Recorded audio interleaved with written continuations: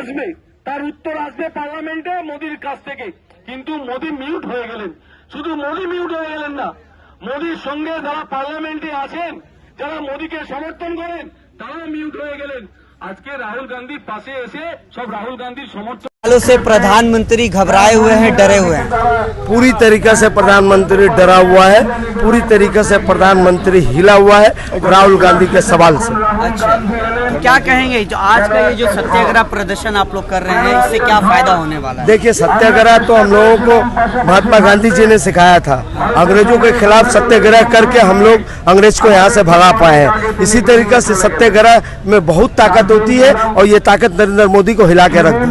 अच्छा, राहुल गांधी लगातार संसद में 20,000 करोड़ रुपए का जो सवाल उठा रहे हैं, ये पूछ रहे हैं कि 20,000 करोड़ रुपए आया कहाँ से, इसका राज क्या है, आप क्या कहेंगे?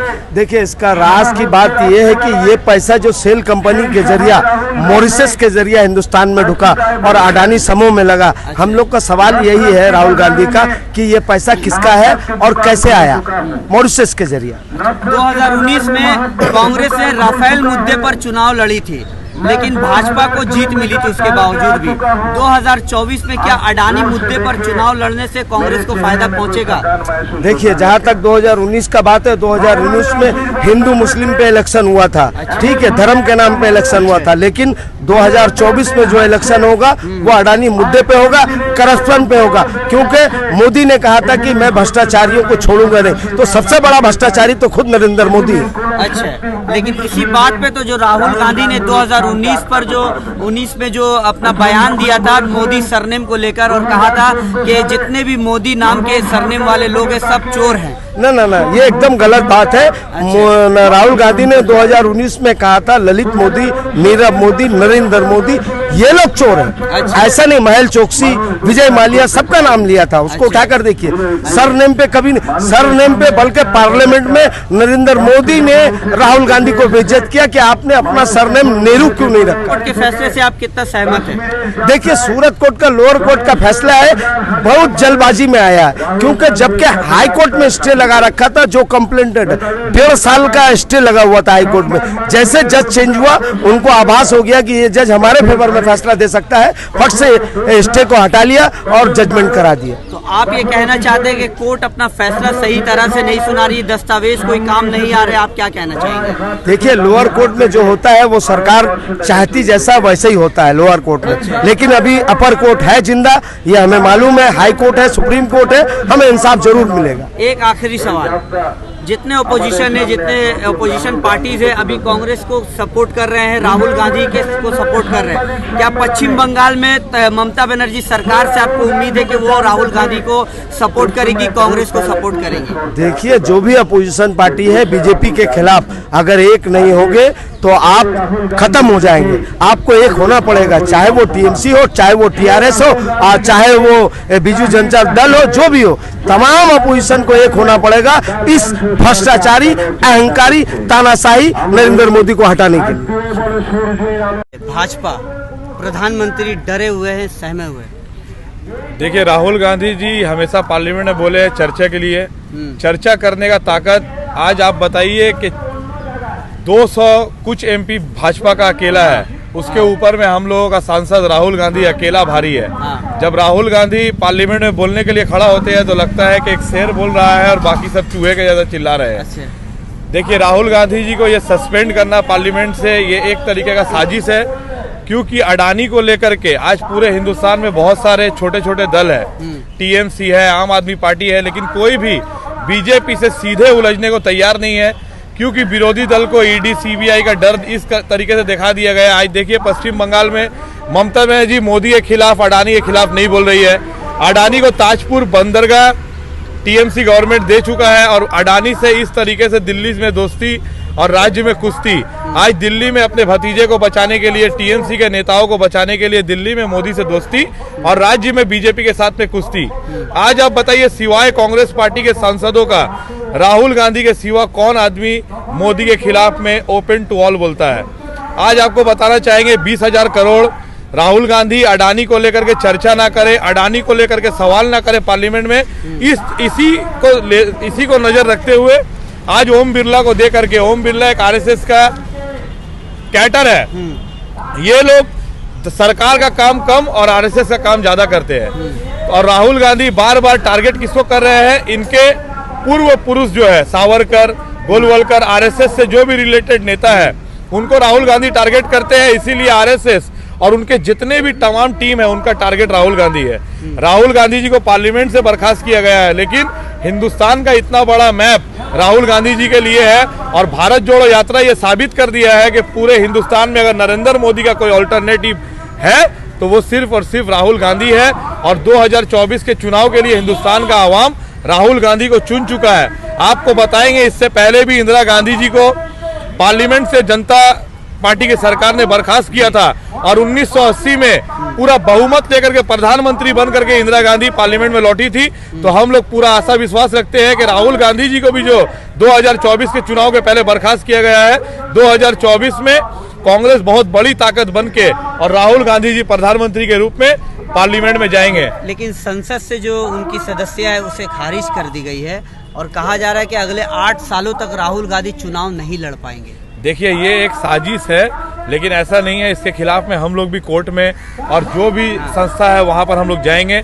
इस तरीके से किसी नेता का पार्लियामेंट में बहुत सारे ऐसे भी एमपी बैठे हुए हैं जैसे साध्वी प्रज्ञा, ऐसे बहुत सारे सांसद हैं जिनके ऊपर में आतंकवादी का केस लगा हुआ है, देशद्रोही का केस लगा हुआ है, लेकिन वो लोग पार्लियामेंट में है। और जिसका परिवार का 2-2 प्रधानमंत्री देश के लिए खून दिया, इस हिंदुस्तान के सरजमीन को सींचने के लिए, जिसके फादर का इतना टुकड़ा कर दिया गया, लेकिन आज भी राहुल गांधी और गांधी परिवार इस देश को छोड़ करके नहीं भागा। इस देश में ही सोनिया गांधी जी यहाँ पर विधवा बन के रही।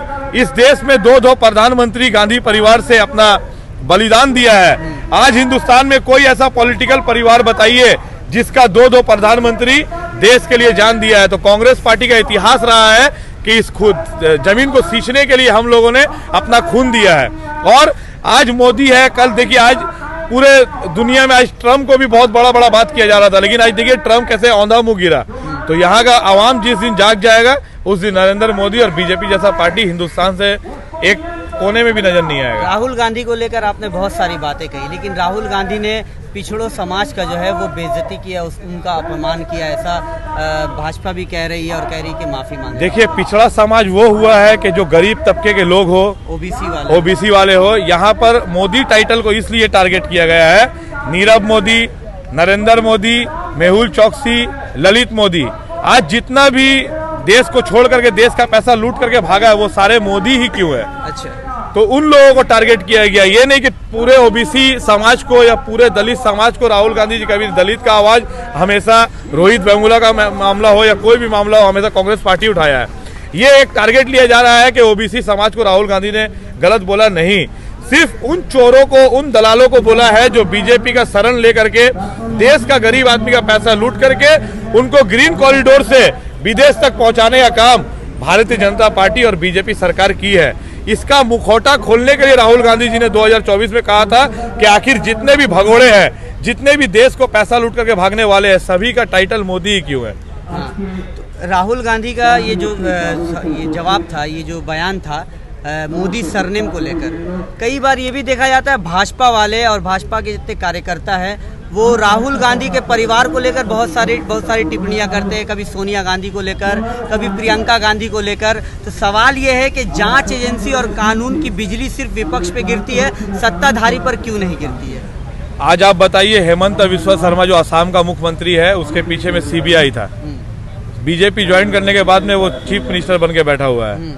आज हमारे यहाँ पर आ जाइए, शुभेंदु अधिकारी, मुकुल राय, इन लोगों का नारदा में घूस लेते हुए लोगों ने देखा। लेकिन जो भी लोग बीजेपी का झंडा ओढ़ लेते हैं वो दूध से साफ हो जाते हैं, वॉशिंग मशीन में साफ होकर निकल जाते हैं। तो ये पूरा हिंदुस्तान का हर एक आवाम को पता है कि बीजेपी किस तरीके से अपने सेंट्रल एजेंसियों को सिर्फ विरोधी को दबाने के लिए लगा रहा है। और मेरा एक ही सवाल है कि आज पूरे विपक्ष को एक तरफ जब हो करके अडानी के खिलाफ में आंदोलन करने का मौका था, तो इस वक्त आप देखेंगे टीएमसी थोड़ा सा दूरी बनाए रखी है, क्योंकि ममता बनर्जी को खुद प्रधानमंत्री बनना है। क्या एक ट्वीट बस ममता बनर्जी और अभिषेक बनर्जी की तरफ से आया राहुल गांधी की हिमायत में? क्या एक ट्वीट काफी है इसके लिए? देखिए, वो भी राहुल गांधी जी को डायरेक्ट वो लोग नाम लेकर के ट्वीट नहीं किए हैं, बोले विरोधी को दबाने का एक ये साजिश चल रहा है और डेमोक्रेसी का मर्डर किया जा रहा है। अच्छा, इस मौके पर अब ममता बनर्जी हो, अभिषेक बनर्जी हो, खुले मंच में पार्लियामेंट में टीएमसी के सांसदों को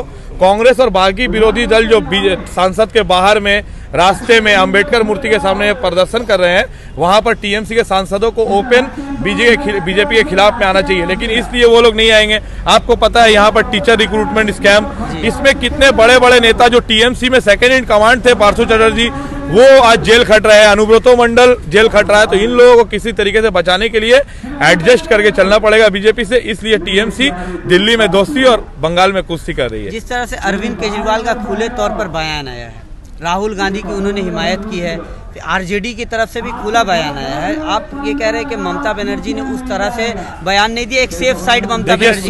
16 ऐसा विपक्षी दल है, चाहे वो नीतीश कुमार हो, तेजस्वी यादव हो, एमके स्टालिन हो, या देश में जितने भी छोटे छोटे पार्टी के नेता हैं, सभी आम आदमी पार्टी हो, शिवसेना हो, सभी राहुल गांधी के साथ में और विपक्ष के साथ में पार्लियामेंट से लेकर के सड़क में आंदोलन कर रहे हैं एक साथ। महाराष्ट्र में हमारे महाविकास आघाड़ी है, वो लोग भी पूरा रास्ता में ओपन आंदोलन कर रहे हैं, लेकिन टीएमसी को रास्ते में आपको नहीं रहता है बीजेपी के खिलाफ बोलते हुए। अडानी का इतना बड़ा घोटाला, 70,000 करोड़ रुपया एलआईसी का, एसबीआई का, गरीब आदमी का पैसा लूट के अडानी को सेफ साइड किया जा रहा है। हो सकता है जिस तरीके से विजय माल्या, ललित मोदी, मेहुल चौकसी देश छोड़ के भागा, आने वाले दिन में अडानी को भी सेफ साइड करके विदेश भेजा जाए। हम लोगों को यह भी शक है कि अडानी भारत का नागरिक भी है या नहीं, उसका इंडियन सिटीजनशिप है भी या नहीं। आज आप देखिए बॉलीवुड स्टार अक्षय कुमार इतना बड़ा बड़ा बात करता है देश के लिए, लेकिन उनका खुद का सिटीजनशिप कनाडा का है। कैनेडियन से अब हमको सीखना पड़ेगा देशभक्ति। और बीजेपी जिसके खून में गद्दारी है, जिसका खून में अंग्रेज का दलाली है, जो अंग्रेज का तलवा चाटते थे, जब हमारे कांग्रेस पार्टी के नेता रास्ते में आंदोलन करते थे, अंग्रेज का गोली खाते थे, जेल खटते थे, उस वक्त माफीनामा लिखते थे सावरकर। तो आरएसएस का खून में, आरएसएस का ब्लड में गद्दारी है, और आरएसएस से कांग्रेस को देशभक्ति सीखने की जरूरत नहीं है। आज आप बताइए, किसी को खाने के नाम पर, किसी को धर्म के नाम पर, किसी को कैटल स्मगलिंग के नाम पर मारा जा रहा है। इसके खिलाफ में आज हिंदुस्तान में किसी भी नेता का आवाज हम लोग नहीं सुनते हैं। तो आने वाला दिन में देश और बंगाल का पब्लिक अपना खुद फैसला करेगा। आपने देखा सागर दिघी का चुनाव, जहां पर टीएमसी 2021 के चुनाव में 50,000 वोट से जीता, वहीं पे हमारे बाइरन बिस्वास ने एक बहुत ऐतिहासिक माइनॉरिटी इलाके में जीत दर्ज की है। आने वाले दिन में बंगाल का हर एक असेंबली सागर दिघी बनेगा। हम लोग आशा विश्वास रखते हैं कि अगर टीएमसी से जो भी लोग हट करके आएंगे तो वो कांग्रेस पार्टी में ही आएंगे, और कांग्रेस पार्टी में तमाम टीएमसी के उन कार्यकर्ताओं का स्वागत है जो टीएमसी को सरकार में लाने के लिए सालों साल तक मेहनत किए, सीपीएम से लड़ाई किए, जेल खटे, मार खाए। आज उन लोगों को बैक सीट कर दिया गया है और बिजनेसमैन और ताकतवर लोगों को सामने ला करके टीएमसी का नेता बनाया गया है।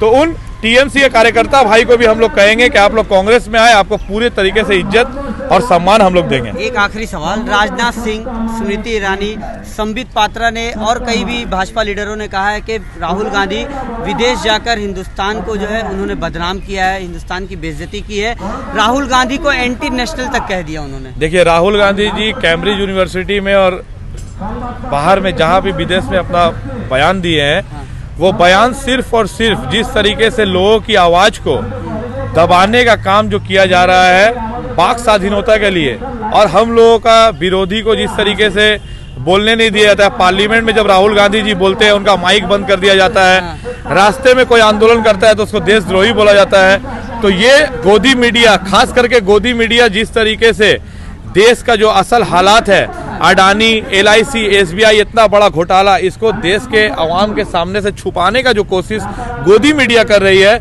और पार्लियामेंट से लेकर सड़क तक हम विरोधी दल को बोलने नहीं दिया जाता है, ये बात को राहुल गांधी जी ने रखा है।